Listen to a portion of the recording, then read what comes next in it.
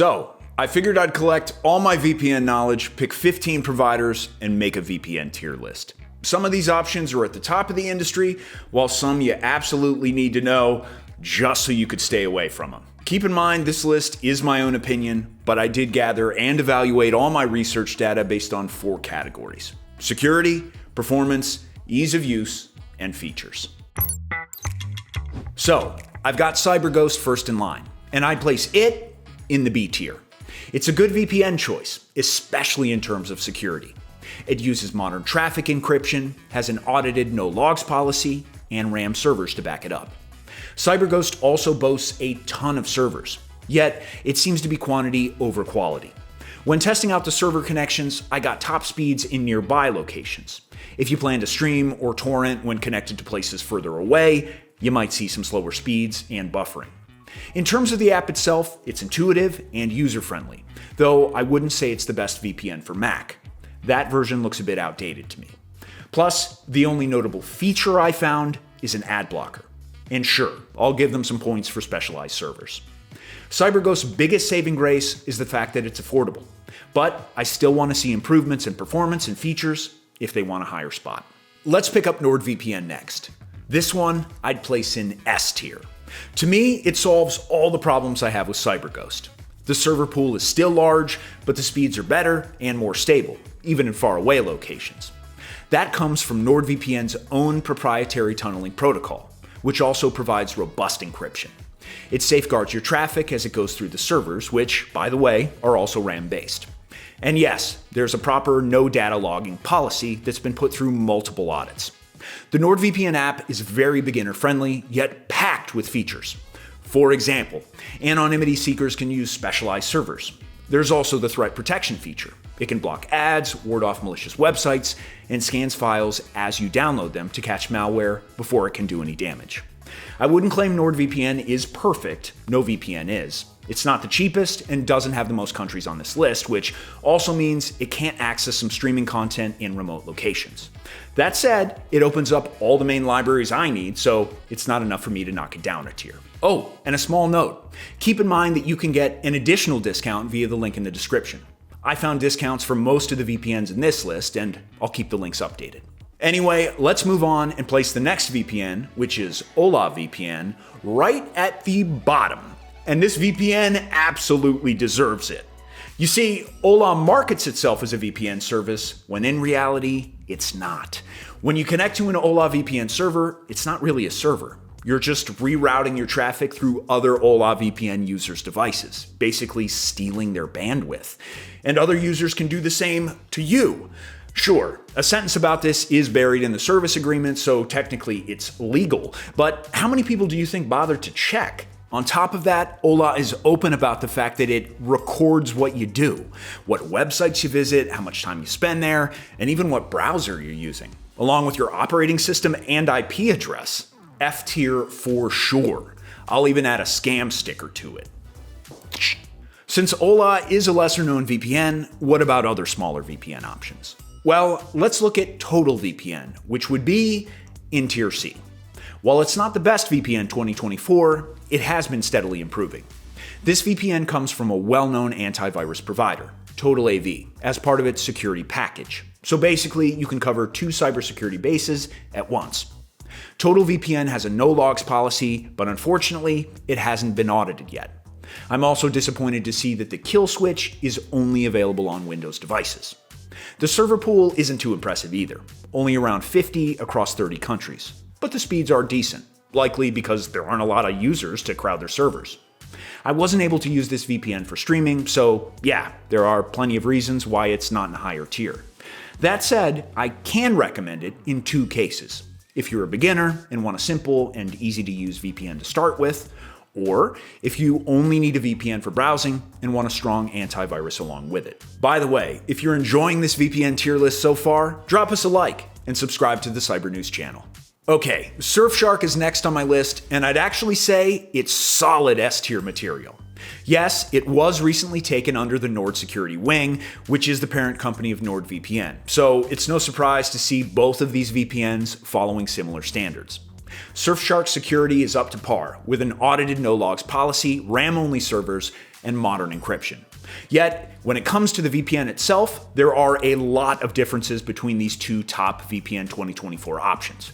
For starters, Surfshark covers more countries, which makes it a better choice for streaming. The specialty servers within Surfshark apps are also different, with static IP to avoid verification requests and fully customizable multi-hop, which connects two servers for maximum privacy. There's a lot more stuff too, from an ad blocker to an IP rotator, so the apps can seem a bit confusing at first, but I like how they combated this with little explanations for everything. So yeah, one of the best VPN for PC options for sure. But the reason that Surfshark solidifies its position within the S tier is the fact that it has absolutely no limit on simultaneous connections. On top of that, it's very affordable if you opt for long-term plans, which makes this a great VPN for sharing.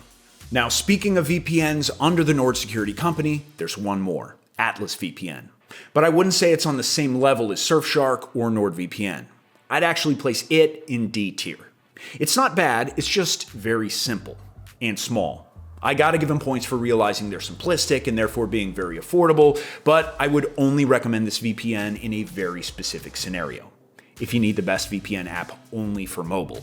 You see, Atlas VPN was created as part of a mobile-first VPN, and it shows. The Android apps are very simple to navigate, and dare I say, kinda cute. I had no problems with the speeds either, as it's powered by the WireGuard protocol. While there is a no-logs policy, this VPN has yet to pass an audit.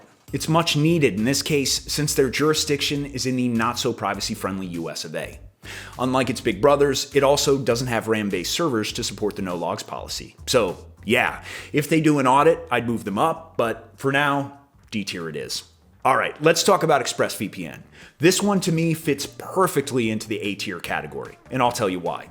In terms of security, I found a no-logs policy, and they were the first VPN ever to implement RAM-based servers, or trusted servers as they call it. So that in itself is a big point in their favor. ExpressVPN speed retention is good as well, since they have their own protocol called Lightway. This, paired with the fact that Express has servers in 105 countries, makes it a superb choice for streaming. That said, I don't like that they're hiding their server count, and while I can compliment their app for being simple to use, there's a good reason for that: lack of features. There's only the threat manager for blocking suspicious websites and trackers, along with an ad blocker feature.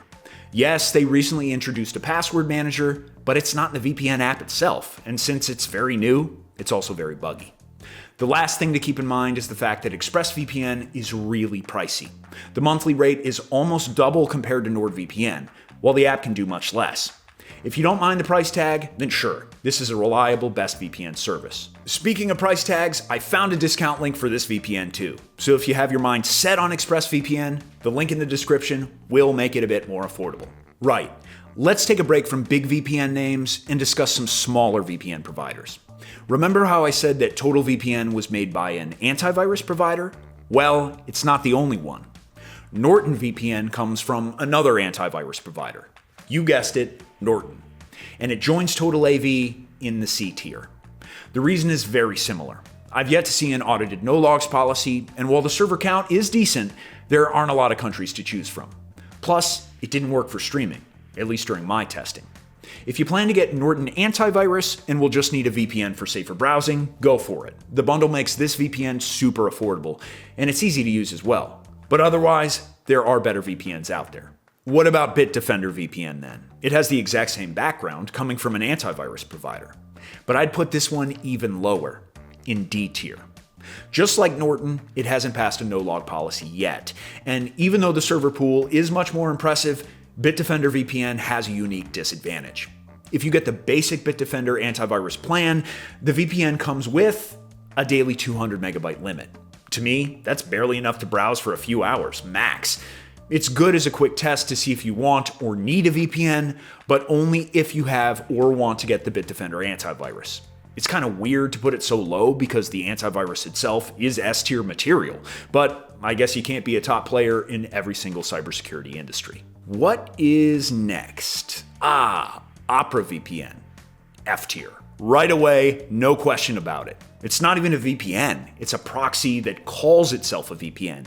It has 0 security audits and a super vague privacy policy. Because it's free, it's very famous, so a lot of people fall into the trap of using it. If you don't care about your privacy, maybe I'd recommend this, but no, I wouldn't. It doesn't even work properly. You can't choose a specific location at first unless you dig into the settings, and there are only 4 options in total. Plus, the speeds are barely dragging by, and it does not work for streaming. Just gets blocked right away. Whew, I need a palate cleanser. So let's review Mullvad VPN. Gather around, Reddit VPN fanboys. I'm about to destroy your favorite provider. I'm kidding. Mullvad is good, so it earns its rightful place in Tier A. But that's only in terms of privacy. It's designed to be as anonymous as possible. You don't even need an email to sign up, and they accept multiple anonymous payment options. And I have no complaints about their no logs policy either. But privacy is pretty much their only perk. I tried out streaming with this VPN. Almost every single Mullvad IP address is blocked. Some websites even block traffic from Mullvad servers as well, which is pretty annoying when browsing. However, I can recommend it for keeping the same monthly price forever. In this way, Mullvad is cheap, but only if you get it for 1 month. The lack of long-term deals makes it pricey in the long term. So yeah, I like Mullvad and their whole stance on anonymity and internet freedom, but to be fair and square, they have a lot of room to grow in other areas. What about IPVanish? I'd settle this one in B tier. In terms of security, it's solid, with a proper no-logs policy and a nice bonus of owning all their servers. There's a good amount of servers as well, and pretty solid speeds. I was pleasantly surprised that it seems to keep up very high performance numbers, even in further locations. That kind of defies the laws of physics. I usually see lower numbers in further locations since the data has further to travel. Besides this impressive speed stunt, the IPVanish app doesn't have that much to offer. Meanwhile, their price is on the higher side. But what bugs me more is the fact that there's no kill switch in their iOS apps, meaning you won't be protected from IP leaks in case the VPN connection stumbles. Next up on my list is Pure VPN, and it goes right into the C tier. The main gist of this VPN is that it has tons and tons of servers, and its compatibility is through the roof. In terms of security, it has an always-on audit policy, which lets third parties perform spontaneous audits. I applaud their confidence, but I also see quite a few different areas for improvement. First of all, despite the large server pool, the speeds were just about average, and it isn't the best VPN for streaming. It got blocked quite a few times or took a long time to load the titles. I haven't seen any significant updates from them in a while either, but the price has increased significantly from what it used to be, all because they now have a Pure Max security suite with other cybersecurity tools. It's great that they're expanding their services, but perhaps it's worth improving the ones they already have first.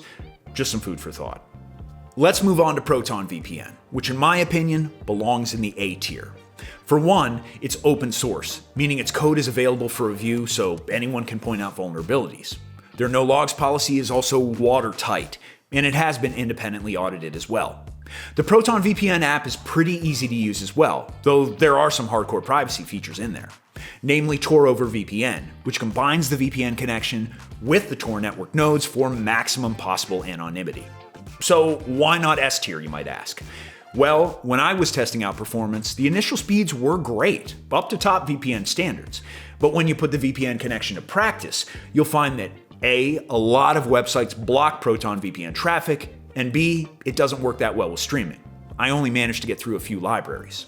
Yeah, it's a solid VPN, but similar to Mullvad, it's mostly for privacy enthusiasts and not casual VPN users. What do we have left? Google VPN. This gem is part of the F tier gang, and for quite a few reasons.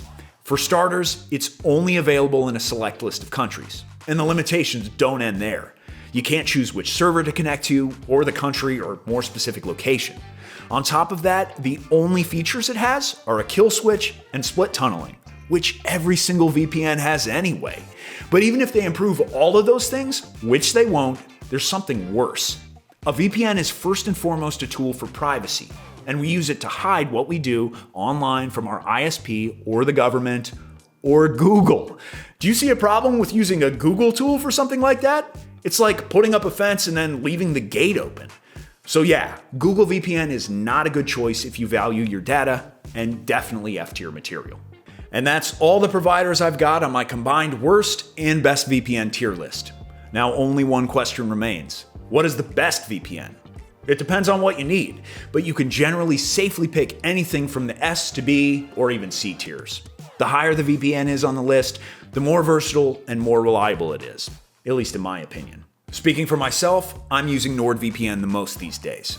Let me know which VPN you like best, and if you don't have one yet, don't forget to grab a discount deal through the links in the description or in the box on the side. Thanks for watching, and I'll see you in the next one.